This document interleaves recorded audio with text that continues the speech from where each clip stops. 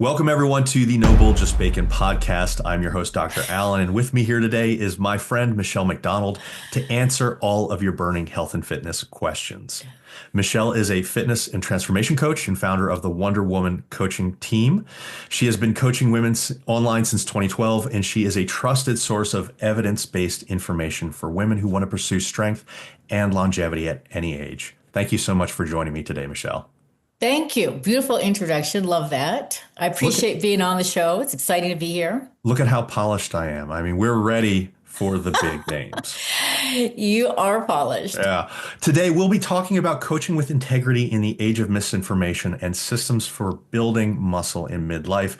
Two things that are really important, I believe. And when you had mentioned wanting to talk about coaching with integrity in the age of misinformation, I think that is one of the best topics that I've ever seen presented on a podcast, because it's almost a war zone out there with how much misinformation is out there, with people trying to take advantage of other people. I mean, I think that it is one of the biggest things that people need to be made aware of, because I think that when you take a step back and look at this from, a top-down viewpoint, you can notice it. But when you're in the moment, when you're seeing these claims being made on podcasts, social media, what have you, the selling points sound so, like it's so inviting. Do you think that misinformation is increasing, or is it just because it might be more noticeable because of how popular social media is these days? Oh, it's definitely increasing. There's no doubt about that. It's the kind of the fallout of the democratization of information, right? And of marketing. So anyone and everyone can get information out there. And it's not only people posting, it's people in the comment section. Mm-hmm. And what we're seeing now in the virtual world is kind of this extrapolation of what we saw in the schoolyard back when we were kids. We see an extreme amount of bullying. We see a lot of people speaking with incredible confidence about what they know absolutely nothing about, certainly not at an expert level. I've even seen people on, I think recently Dr. Susan Davies posted something about, she's doing this huge cohort, this piece of research, really trying to finally, I think, put the nail in the coffin of testosterone. Yes. I love that study. Yeah. And she posted like an early finding. She was super excited to share it with people, just talking, underlining that with menopause, we don't suddenly hit this cliff of low testosterone where we would, potentially need to supplement with it. She's like, hey, there's really no relationship there. There's a slow and steady decline. It starts earlier on. And then when you hit a certain age, and it's, in your 60s, it starts reversing. Mm-hmm. And oh my God, there are people jumping on there telling her she didn't know what she was talking about, and she didn't have all the evidence, and misinterpreting what she said and saying, oh, well, there you go. That's why, we should all be taking testosterone. And I just scratched my head at that and thought, far out. Here's the most renowned expert in testosterone therapy. And people are actually arguing with her on social media. That's where we're at. Literally, that's where we're at. So. I think it's really interesting because I'm noticing the same thing that you're noticing. And one of the things that there are two main things that I think are potentially exacerbating this. One has been going on for the past 10 or 15 years. I think with the way that social media works, with, bringing people together, I think it's essentially doing is creating echo chambers. And so if you believe that's the algorithm. Yeah. Yeah. If you believe something, you're going to group yourself with other people that believe that. Yeah. And when you were talking about the schoolyard type of situation, I think the interesting thing in the schoolyard was that you weren't necessarily able to put yourself in the front of 10,000 people that all believe the same thing, even if they were wrong. And so you would always have a few of those kids that'd be like, this is stupid. What are you talking about? And that would help stop that at its point.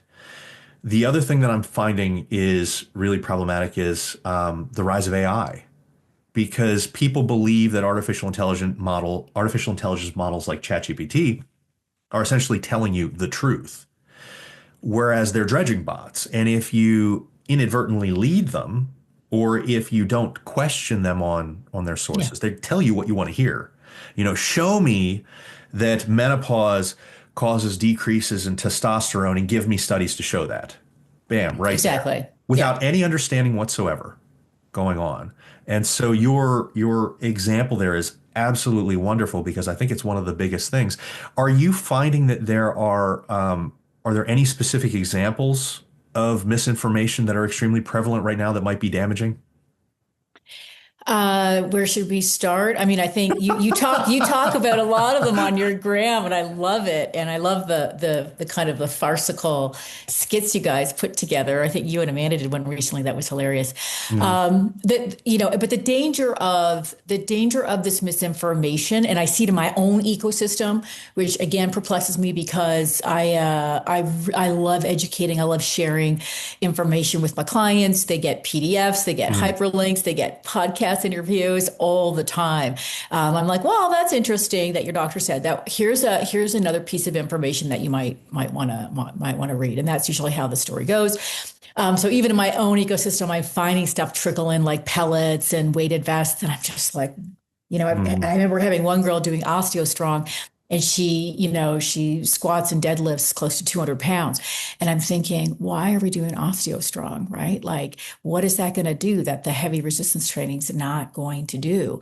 Not the right tool for what you've got going on, right? And so what the concern really is in these instances is that by muddying the water, we're actually creating a gap between correct diagnosis and then correct strategy, right? So Yes. people end up wasting money and time. And hey, I'm freaking guilty of it. We went down the stem cell, Yellowbick Road last year with my mom.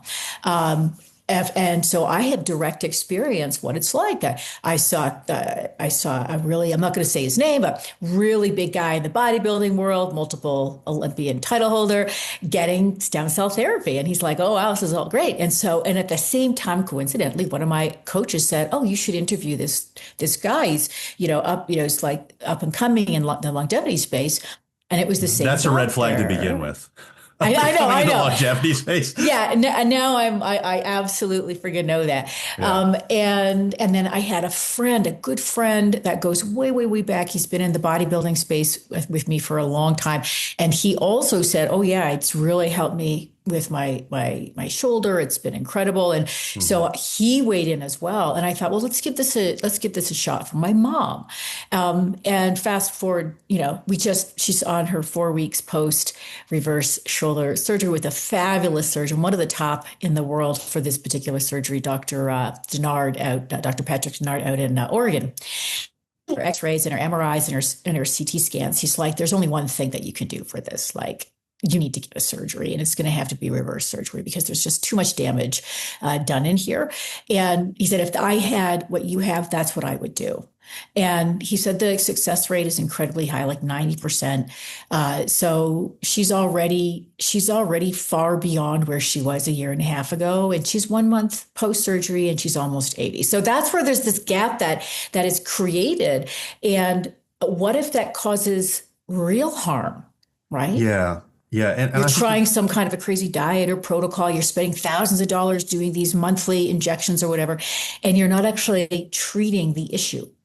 that there's two big problems here. And a lot of people that I have talked to, in the fitness space are like, well, I don't really like seeing the videos where people are correcting claims that are being made. And I have obviously mixed opinions about that. And I agree with those people in the sense that we shouldn't be trying to find every little coach out there that's making a mistake and being like, oh, look at this mistake that this person made. However, if you look at the way that I do it in mine, I'm specifically correcting the people with these extremely large accounts that have an intense history of essentially trying to con people. And it's for the reasons that you're discussing here. People are like, well, just address the issue. The problem with just addressing the issue is that in a general person's mind, you don't really associate the two. So if someone says, hey, this person says that calorie deficits don't work for removing visceral fat in women. If you make a post and you say this works, calorie deficits work for removing visceral fat, they never associate the two.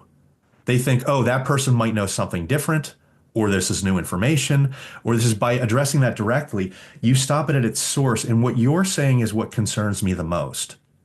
even if it's a situation where it doesn't necessarily cause a negative, like a claim like women have to train fed. That doesn't cause a negative. You can train fed and not have any issues. However, it's lowering collective intelligence. It's putting barriers on our ability to have autonomy in what we're doing. Yeah.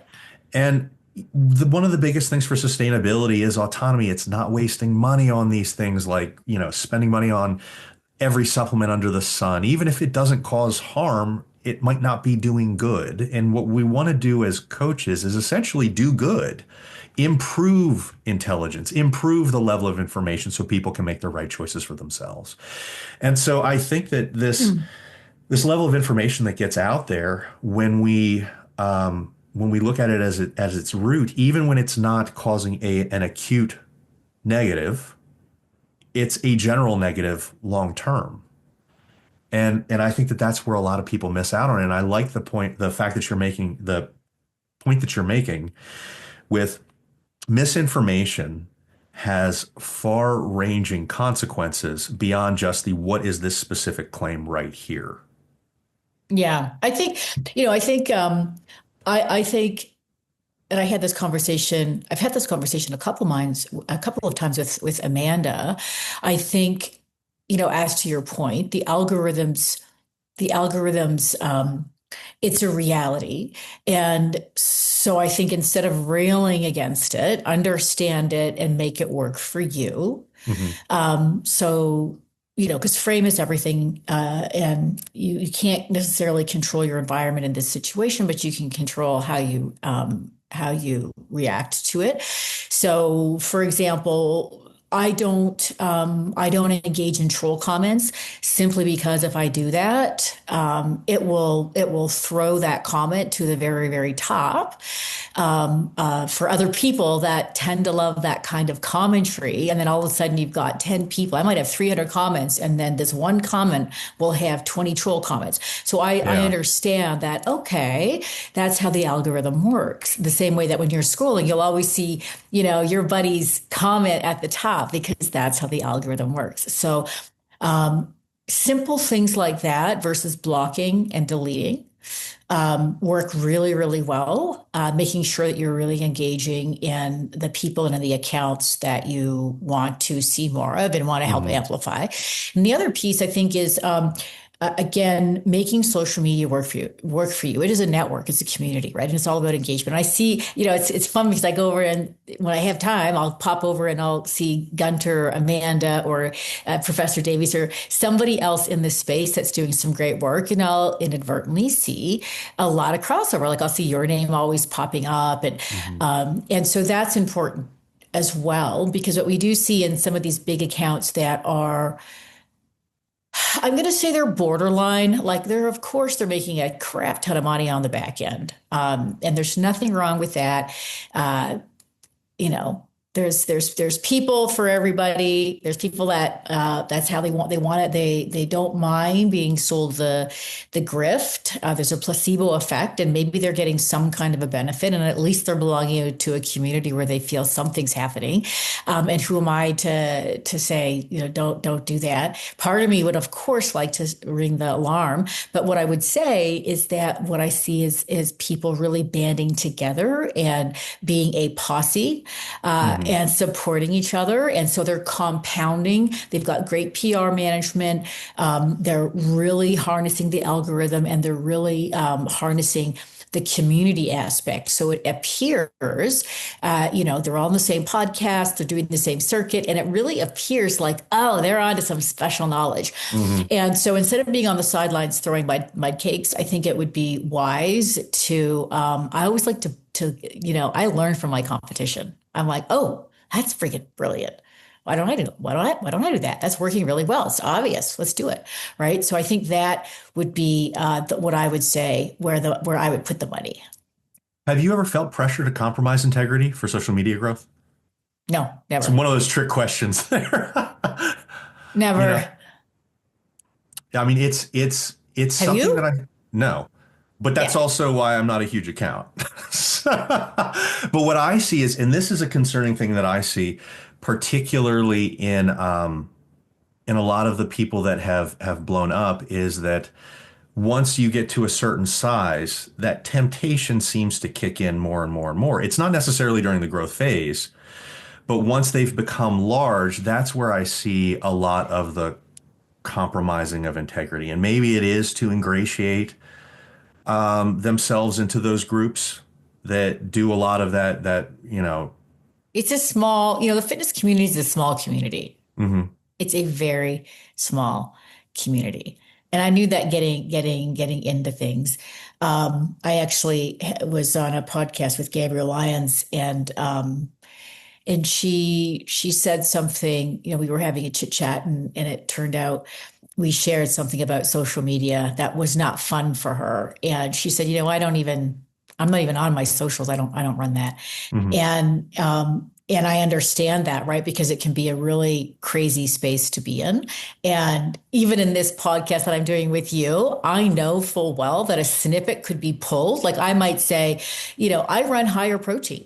Right. Mhm. And so I could be talking about protein and somebody could pull a snippet and then pull the science, right, by Dr. Stuart Phillips and say, oh, well, this is the protein that it's supposed to be. And this is where the research is. And she says she's research based, but hey, she's running high protein. They could pull that one snippet from everything else that I would say. And all of a sudden I'm the bad guy getting ridiculed on social media. So it's a funny space where, is there true grifting going on?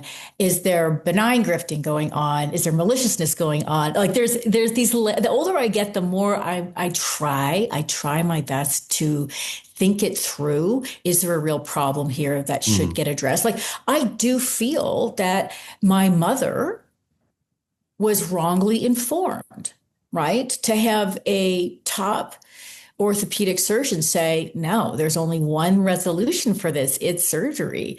And I mean, mom has degenerated over the course of a year to not even being like, she could barely move her arm. That's how quickly it progressed. And that was with two attempts at stem cell therapy. Mhm. So it's like, that's different than saying something on social media where honestly you could do a little bit of scratching and see, oh, well, could that be true, right? Like it's a study based on 6 people. They were doing weighted vests, so they were also doing weight training. So there's obfuscation of data there. It doesn't. You don't have to be a scientist to do a little tiny scratch. So if you want to believe that and get the weighted vest and go to the thing, and then it's it's going to be in the dust heap eventually, and you're going to have to lift weights. Like you're just going to have to do it. So you know what I mean? Yeah. I think when it comes to, I say this a lot, Allan, we're all human. It doesn't matter what your pedigree is, how many letters you have behind your name. I mean, you're a dental surgeon, you're doing great work with your wife in this fitness field. You could also not be a great guy. You could also be grifting people. You're a human at the end of the day. You're a guy, you're a human, you're a husband, and we're all susceptible to the dopamine effect of having 1,000 new followers, of seeing your likes blow up. We're also susceptible to the buzzkill of putting something up and going, oh, I don't know, I only got 300 likes on that one. Like what happened? Right. And then you go on and you see somebody else that's really not doing much of anything and they're not giving anything of substance and they've got 17,000, you're like, what? They showed their abs and they're dropped the chat, a mini chat and they're blowing up. We're all susceptible. And I think it's a game in social media. It's a game of staying as self-aware and self-regulating as much as possible and going back to your personal why. Like, why does this account exist? Why am I doing this? How do I want to show up long term? And then again, you've got values. Are you living a life according to your values or not? I had a girlfriend once tell me back in our 20s, she said, Michelle, shoot me if I ever start believing my own advertising. And I love that because when you start getting into your narrative and you start saying something where you're like your identity becomes wrapped up in that, Mhm. even when the science and evidence shows that it can't possibly be true, and you keep going on with it to the point where you're refusing to engage with other top professionals and at least be able to defend your point, you're only in that echo chamber. not much can be said at that point. Well, I think that that's a sign of a good person is when I mean, we're all going to be wrong, right? And so when you find new information, adapting, absorbing it, admitting when you were wrong in certain instances, and I mean, we can all look back on stuff that we said 10 years ago and we're like, oh man, I would never recommend that now.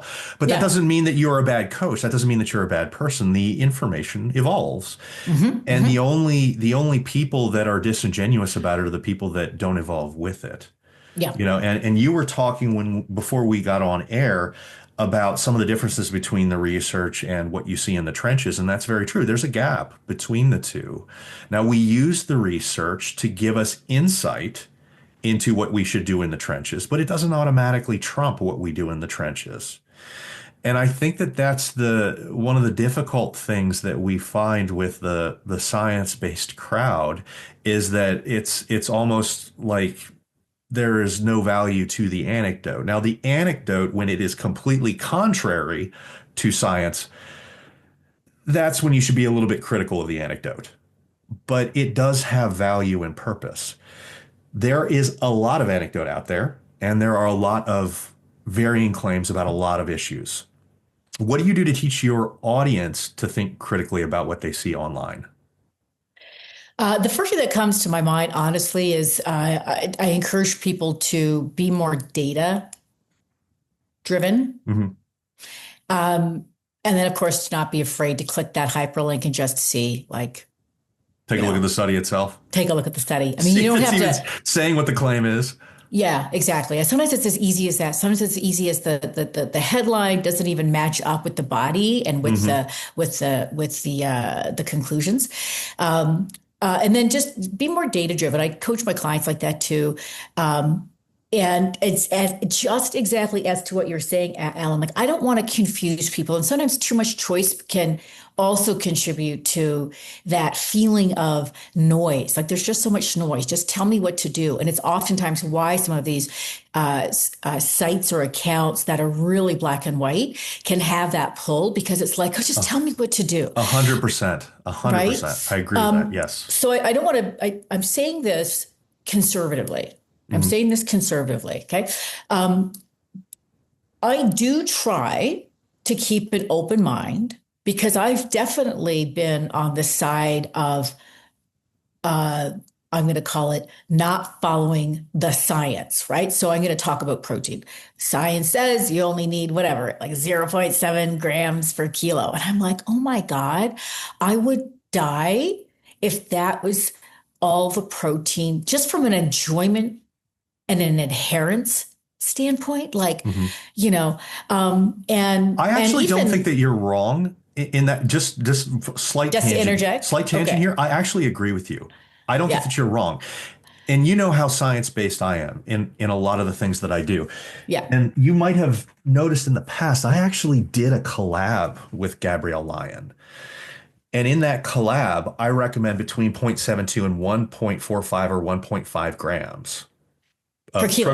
protein daily per pound. Oh, per pound. Per Oh, pound. yeah. 0.72 is per pound. It's 1.6 per kilo. Hmm. You will see a lot of Well, this. actually, I know I heard someone recently who was referencing science, right? Mhm. Who said zero point 0.7 per kilo. That's way lower than science. It's way lower. But so the reason that I agree with you, and I think that just to assuage some of those Yeah, concerns about, yeah. oh well, I Hmm. recommend the higher, and I'm against the science. I don't think you are, and I don't think you are because the claim that it's 0.72, depending on what study you look at, it's 0.72 or zero point 0.8 per Yeah. gram protein per pound of body weight per day Hmm. to maximize muscle protein synthesis, muscle building, that kind of thing. It's true. However, there are a lot of studies that suggest that higher levels might be better for certain people based on preference, might be better for certain people based on satiety, might come with better body composition. Now, body composition doesn't mean that it maximizes muscle building more. It could. Maybe we just don't have the studies to reference that. But protein is much more difficult to be stored as adipose tissue.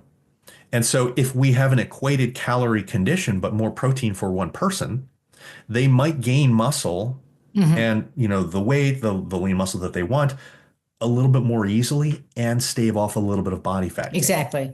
Exactly. And And so, I would also interject though and say, we also, when you've done scientific experiments, you know that ultimately you have to go with the data that has the most data points.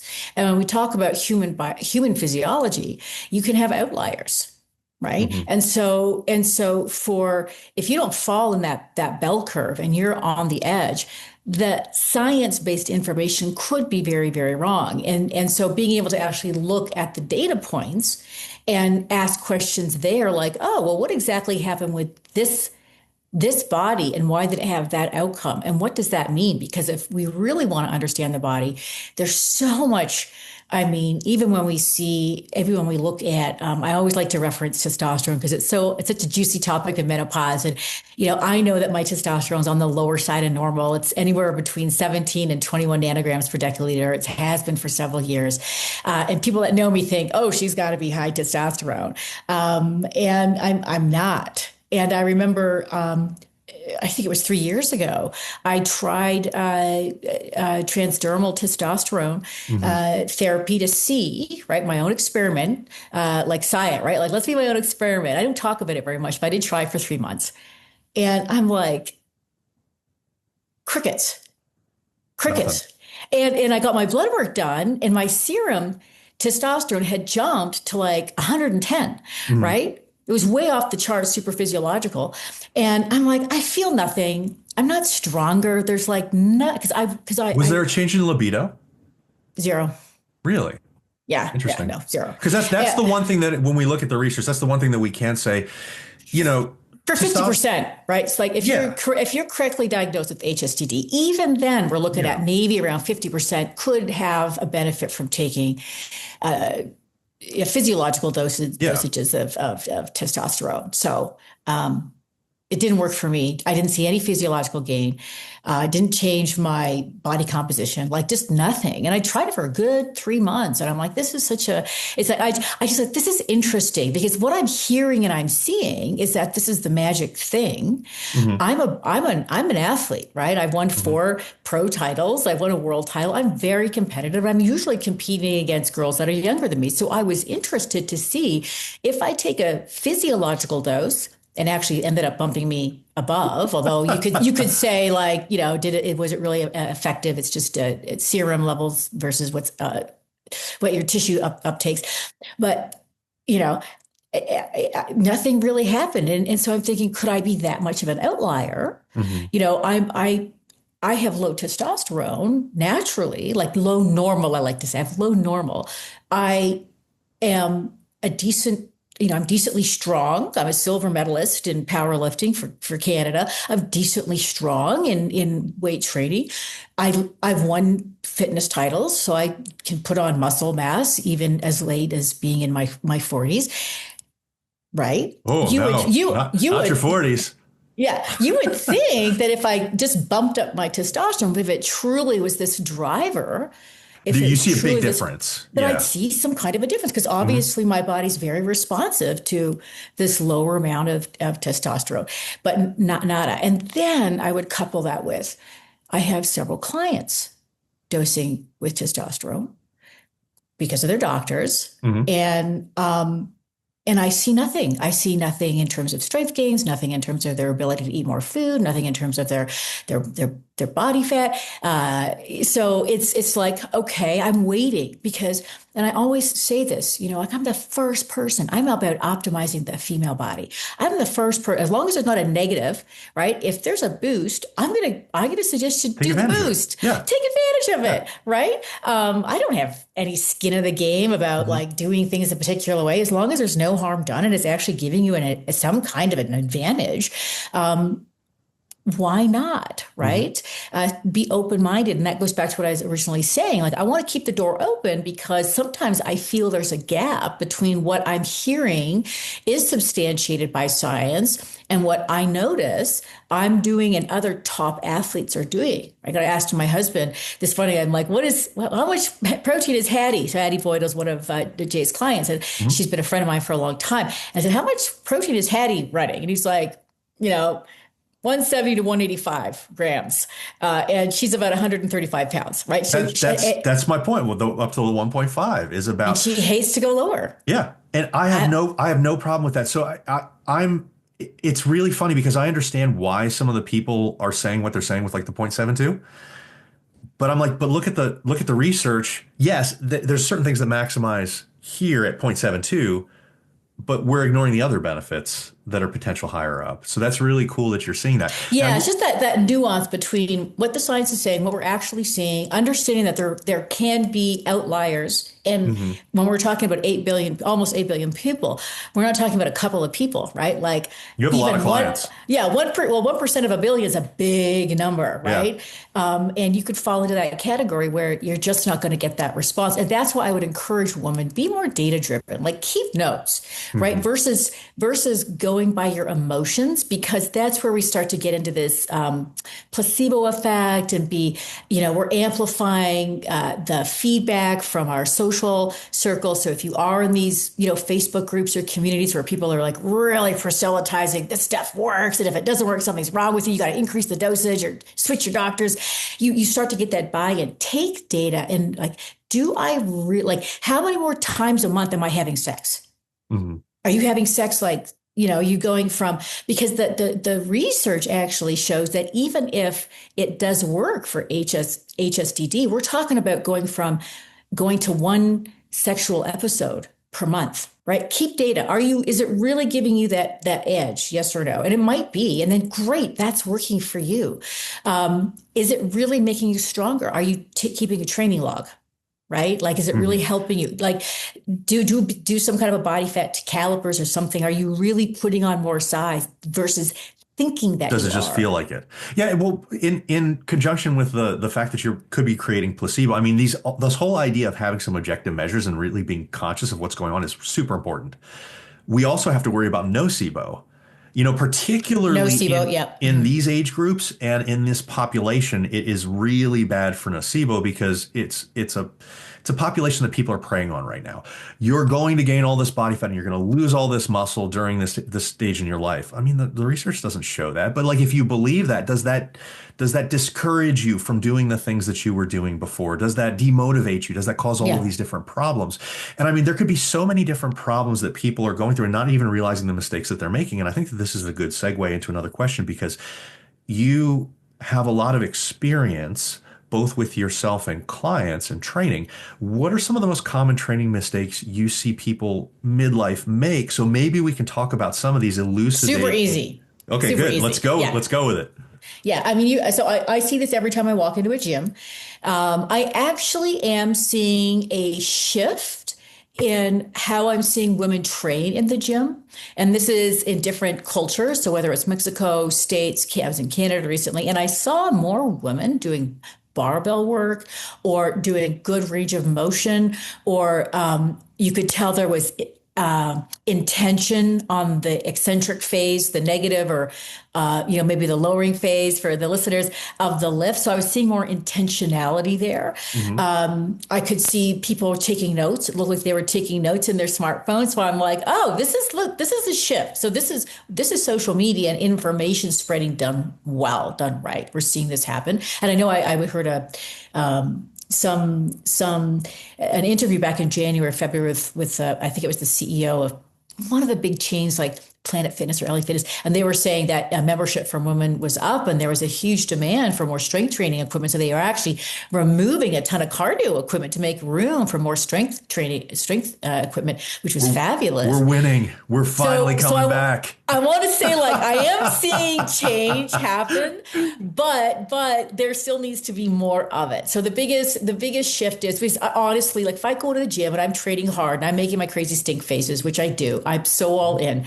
And I look around me at the gym. I'll see lots of guys grunting and just like their faces all scrunched up and like getting those final reps in and braced and giving it, their toes pushing through their shoes.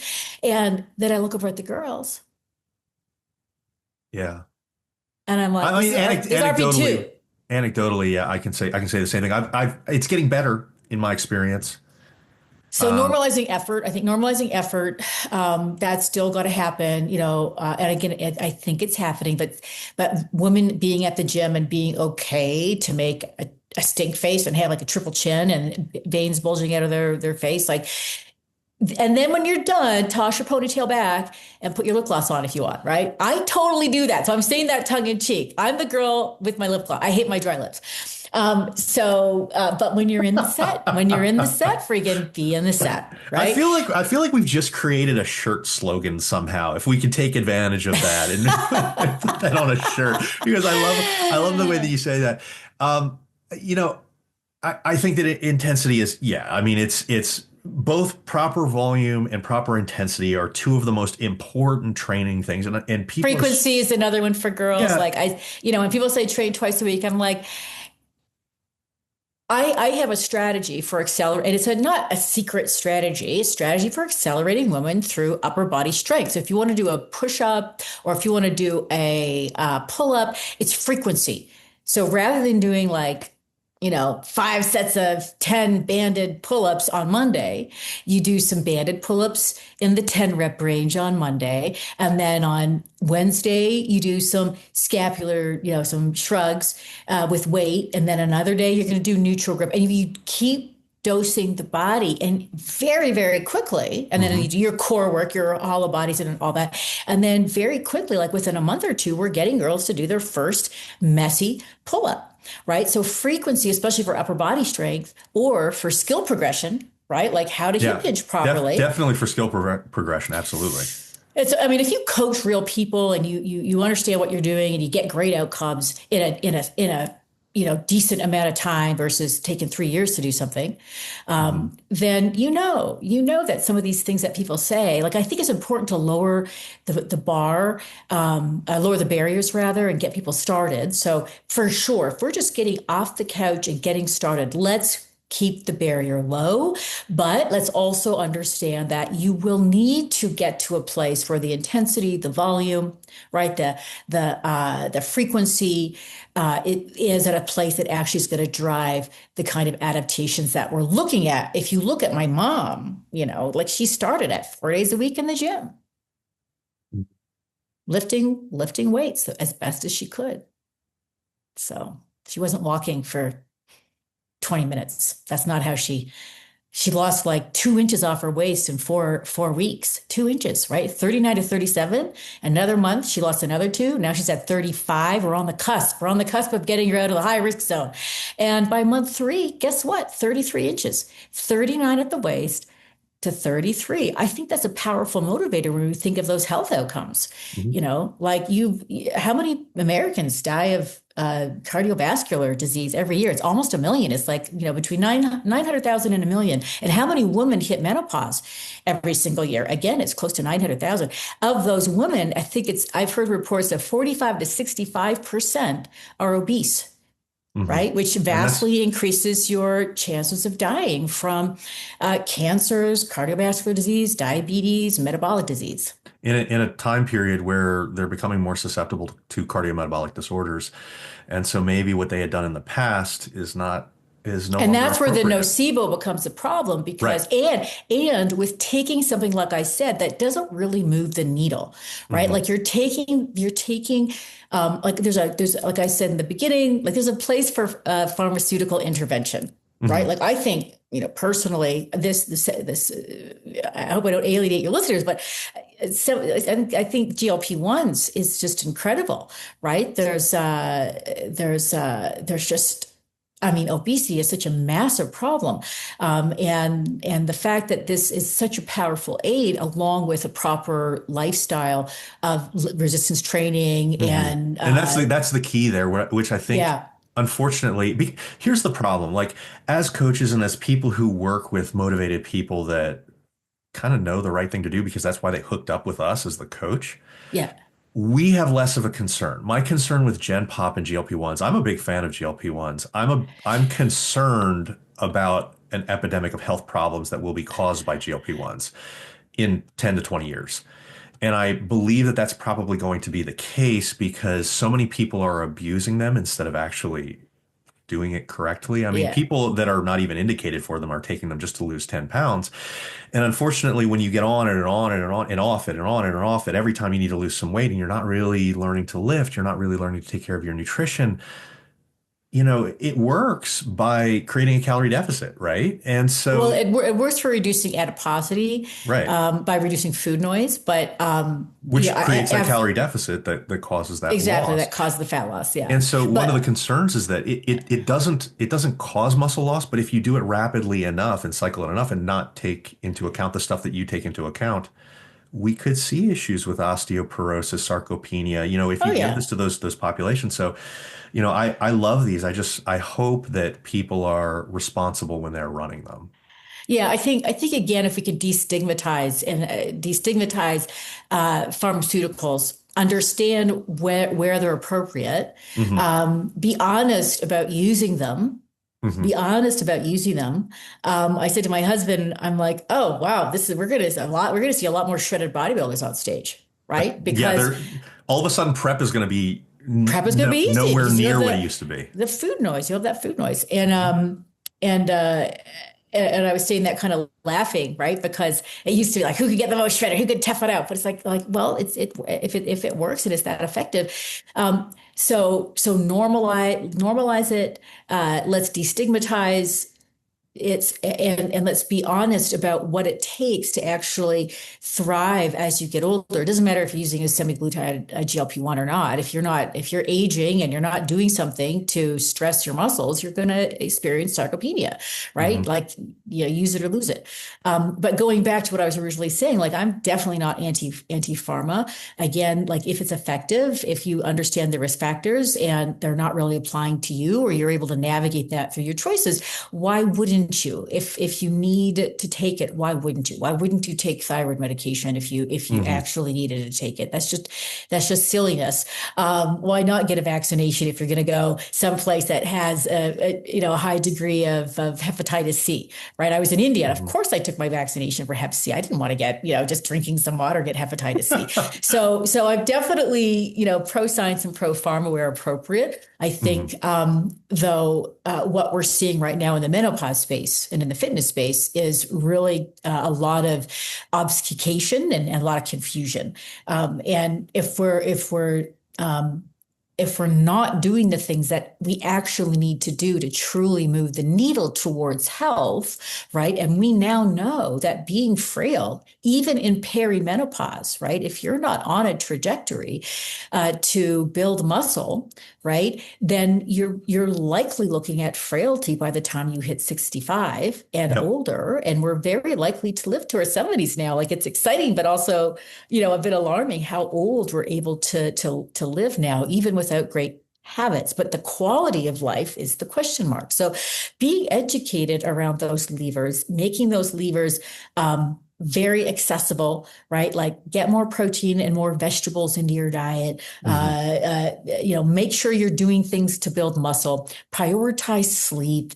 Learn how to auto-regulate yourself. Learn how to notice that you're in your sympathetic nervous system and calm down with some deep breathing or something like that. Like, these things should become non-negotiables for everybody. And then if you need to layer on pharma on top of that, great. But if you start with pharma and just don't understand that all these other levers are important, we're going to start getting this gap. As you said, we'll see Hmm. people using GLP-1s inappropriately, buying them from some influencer's backdoor site, and That's a and then concern. risking osteoporosis. Or we'll see girls strung up on testosterone pellets and all kinds of Hmm. creams, estrogen, progesterone, and they're going to end up still with sarcopenia Hmm. and cognitive issues, We're right? 100% on the same page on this topic. I think that there's a lot of good that's going to come from these things. Now, here's the thing.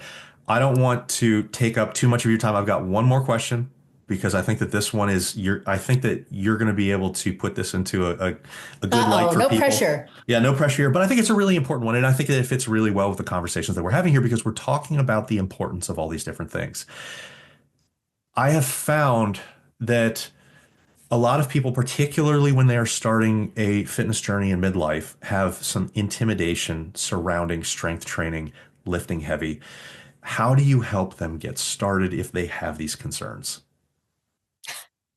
It's so vague and so random. I just wanted to see if you had anything to talk about because it is something that a lot of people have, concerns about. Again, this one's an easy one for me, in that I so I have two programs. I have my athlete program, which is purely one-on-one, and then I have my transformation programs. I haven't run one for a couple of years. I'm excited to run one next year, but they're done in groups, very Mhm. small, tight groups, and I really leverage the power of the group, the power of social adaptation, making it fun, right? And really normalizing what fear and what growth and what excitement, like how they feel and what they look like. Getting gals to share their videos and encouraging each Mhm. other. So using the power of social adaptation in a positive way. So I do use that. And so again, if somebody's listening to this and they're on their own, we're like, oh, I'm not part of a, you know, number one, all you need is one buddy, one person out there that can, that you guys can encourage each other. Maybe somebody that's a little bit further along than you, Mhm. or following accounts that normalize. Maybe somebody in your same age range, somebody that's gone through a transformation where they really didn't know what a dumbbell was, and then now you see them, doing barbell lifts in a gym setting. So that can be a very, very powerful motivator and just help destigmatize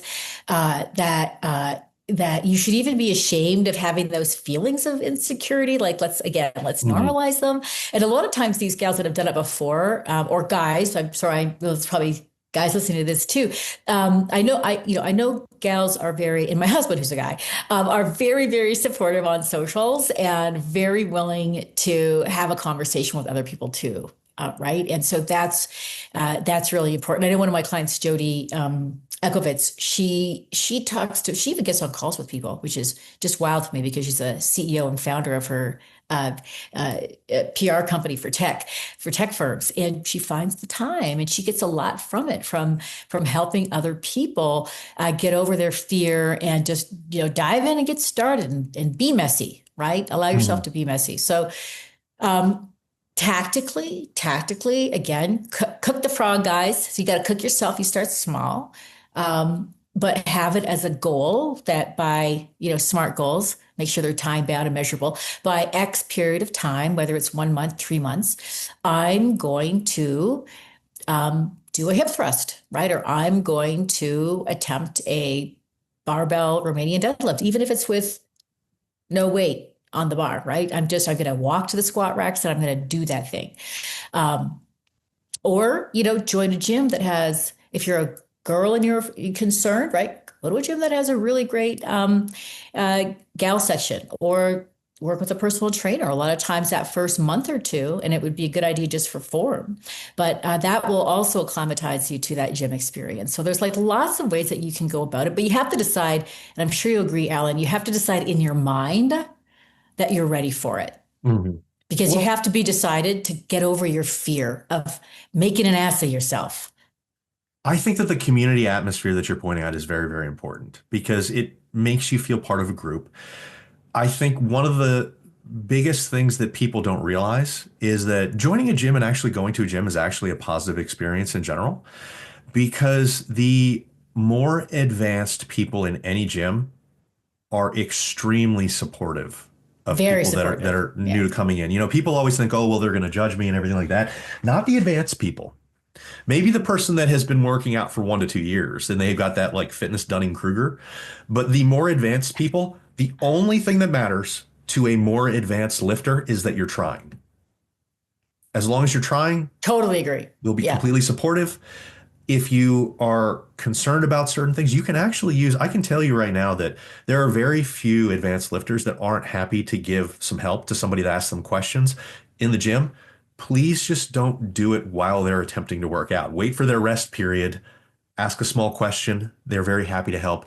But I think what you said there, Michelle, Bring a is bag of protein bars with you. right. Pay them off. Give them that little bit of something. But people are very happy to help out, and I think that I agree. that's Yeah. a wonderful way to get started if you have a little bit of apprehension about getting in. And then one more thing I'll add to that, because I'm all about changing the narrative for women, period. And I notice this in the gym. I'll see young guys fist pumping each other, hanging out in groups, encouraging each other, right? But I don't see that to the same extent with the gals. And so I think if we could have a shift there, and I cherish the lifting sessions I've had with Brittany Carbone, another one of JJ's athletes, Hattie Boydell, love training with her. Like, it is so much fun training with other women that are fist pumping, encouraging each other, going for it. There's nothing like that. And so if we could make that the norm, Mhm. right? So the way it is for a lot of young boys, a lot of guys, if we could make that the norm for gals as well, that would be an unbelievable game changer, because then it's less about educating people, and we're using social Just adaptation in the just best have some possible way. fun. Just have some Have fun. Get in fun. there. Yeah. All right, that's a great place to wrap this up. Thank you so much for sharing your time and expertise, Michelle. Where can people find you online? You can find me on thewonderwoman.com. That's our website, our coaching website. My personal Instagram is Michelle MacDonald Official. It's a mouthful. And also lots of great information on our Train with Joan website and Instagram. So that's where you find us. And All right. podcasts. Oh my God. Go listen on Stronger by Design. I think we just released our 54th episode or something like that. Hey, congratulations. I'll catch up someday. Thanks so much for having me on. I appreciate it. Oh, thank you for joining me. Thanks everyone else for joining us on another episode of No Bull, Just Bacon. Make sure to give Michelle and myself a follow for more daily fitness information, and we'll see you next time.